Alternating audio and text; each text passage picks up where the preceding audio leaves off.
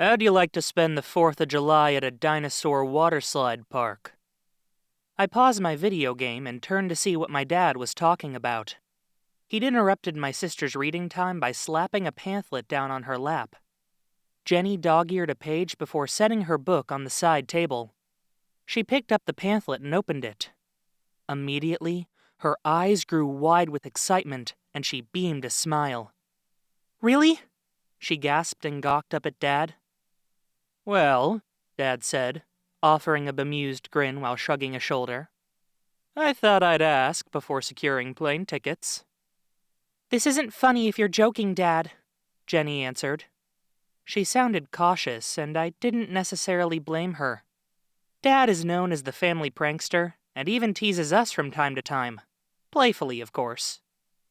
"Let me check it out," I said.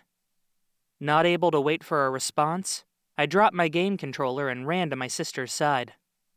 I leaned over to see what was displayed inside of the pamphlet Jenny had opened wide for all to view. I chuckled with a thrill I could feel racing through my entire body. I agreed with my sister. "Yeah, Dad, this better not be one of your jokes, because if it is, then it's plain mean." "No joke, sport," Dad confirmed. "I thought I'd run it by you guys first and see if you're up to it." See if we were up to it? Had Dad lost his marbles? Of course we were up to it. What kid wouldn't be up to spending a holiday weekend at one of the largest outdoor water parks in the country? "Is this?" Jenny started to ask, holding the unfolded pamphlet up higher. "Uncle Victor's new water park?" Dad stated before Jenny could finish. "The pamphlet came in the mail today along with a letter from your Uncle Victor. He invited the entire family to spend the 4th of July there for free, which also happens to be the water park's grand opening." "So awesome!" Jenny exclaimed. She was back to gawking at the pamphlet, but then seemed to have another idea. "Is Uncle Victor inviting our cousins too?" "Rebecca and little Ricky," I chirped in, as if Dad wouldn't know who my sister was talking about.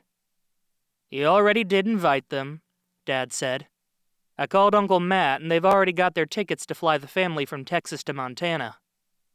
My cousins lived in Texas, and oh man, I was thrilled Uncle Victor had invited their whole family. The water park would be fun no matter what, but we only saw our cousins once or twice a year. Each time, it was a blast, and it was always exciting. "We are going, aren't we, Dad?" Jenny asked one more time to be positive. "Your mom and I discussed it, and we think it'd be a nice family vacation. If you guys are certain you can handle Dinosaur Adventures Water Park..." "We can," my sister and I called out in unison. "It's a done deal then," Dad said. He chuckled and shook his head as if both of his kids were nutso. You know what?